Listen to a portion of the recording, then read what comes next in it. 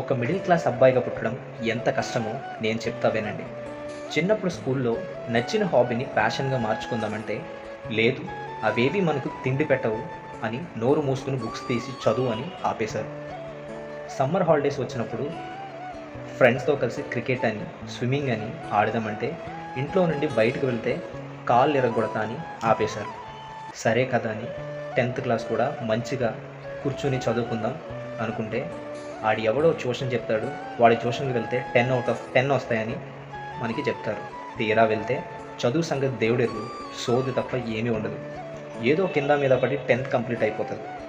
కానీ ఇక్కడ వచ్చిన సమస్య, మరలా ఎంట్రన్స్ ఎగ్జామ్స్ అంటారు, ఎంసెట్లని, జేఈలని ఏవేవో ఎగ్జామ్స్ పెడతారు. ఇవన్నీ మంచిగా రాస్తే లైఫ్ సెట్ అయిపోతుందని మొత్తానికి మనకి మాయ మాటలు చెప్తారు. అసలు ఇప్పుడు చెప్పండి, 10th class certificate date of బర్త్కి తప్ప దేనికన్నా ఉపయోగం ఉందా? ఎవరైనా చెప్పండి. పోనీలా అని ఎంట్రన్స్ రాసాం, ఏదో కాలేజ్లో వచ్చిందో అనుకుంటే ఆ పక్కోళ్ళు ఈ పక్కోళ్ళు ఈ కాలేజ్ మంచిది ఆ కాలేజ్ మంచిదని చెప్పి ఏదో ఒక కాలేజ్లో జాయిన్ అయితే ఇప్పుడు ఇంకో సమస్య, ఏ గ్రూప్ తీసుకోవాలి? మెకానికల్ తీసుకోవాలా, సివిల్ తీసుకోవాలా, సిఎస్సి తీసుకోవాలా, ఈసీఈ తీసుకోవాలా? అయ్యో మెకానికల్ తీసుకో, లైఫ్ సెట్ అయిపోతుందని కొందరు అంటారు. అందరిలాగే మెకానికల్ మనం తీసుకున్నాం, చదివేసాం, కింద మీద పడి ఏదో అయిపోయింది. మళ్ళీ అందులో east or west, we are the best అని 4 years చదువుతాం, నచ్చకపోయినా నచ్చినట్టు బ్రతికేసాం. తీరా ఫైనల్ ఇయర్కి వచ్చేసరికి ప్లేస్మెంట్స్ మనకు రావు, కాండనేషన్స్ ఉంటాయి, డీటెయిల్స్, ఇవన్నీ భరించి సరే ఒక గతం దాటేసాం అనుకుని 60% ఏదో ఒక సర్టిఫికేట్ తీసుకుని ఎక్కడైనా నచ్చినట్టు బ్రతుకుదాం అనుకుంటాం.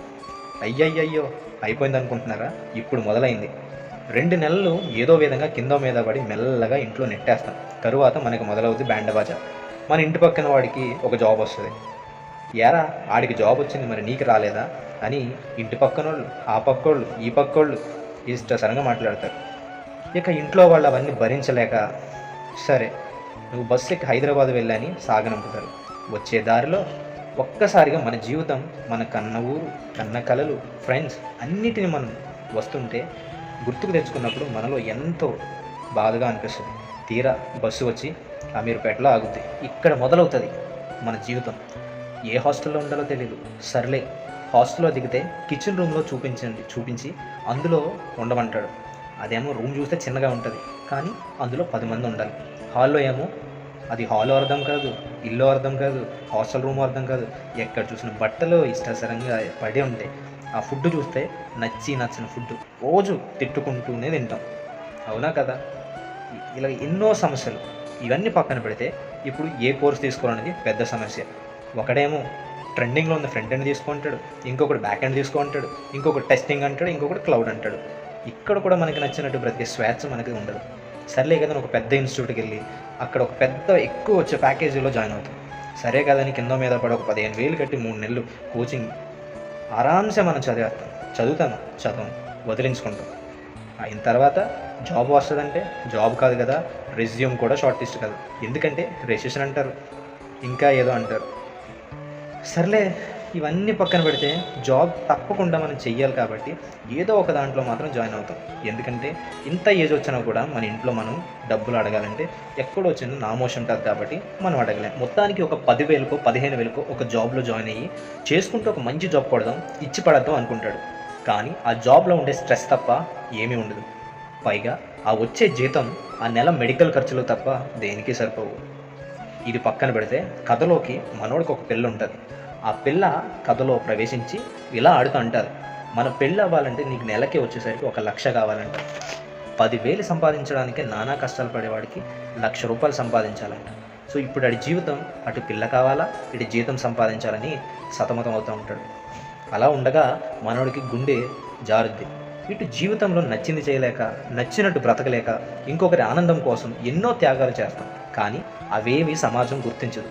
నెల అయ్యేసరికి నీకు 1,00,000 వస్తేనే ఈ సమాజం ఒక అబ్బాయిని అబ్బో ఈడు తోపు అని చూసే రోజులు. ఇలాంటి మనసులో పెట్టుకుని ఒక రాత్రి పడుకోవాలంటే ఒక యుగంలో అవుతుంది. ఎన్నో కలలు కానీ మార్గం తెలియదు. అన్నీ ఉన్నప్పుడు మన పక్కన ఎవరైనా ఉంటారు, కానీ ఏమీ లేనప్పుడు మన పక్కన నిలబడి మన భుజం తట్టి మనకు సహాయం చేస్తారు చూడు, వాళ్ళు నిజమైన వాళ్ళు. అది ఎలాంటి రిలేషన్ అయినా గుర్తుపెట్టుకోండి, జీవితం చాలా చిన్నది. ఎలా బ్రతకమన్నది కాదు, మనకి నచ్చినట్టు బ్రతకడం ముఖ్యం. నిన్ను నిజంగా ప్రేమంటే ఒక మనిషి ఉన్న ఏమీ లేకున్నా కూడా సంతోషంగా జీవించవచ్చు. ఎన్ని బాధలు నిందలు ఉన్నా కూడా అబ్బాయి మనసులో ఉండే ఆలోచన ఏంటో తెలుసా? నా తల్లిదండ్రులు బాగా చూసుకోవాలి, నన్ను ప్రేమించిన అమ్మాని బాగా చూసుకోవాలని మాత్రమే ఆలోచిస్తాడు. ఇది ఒక అబ్బాయి కాదా?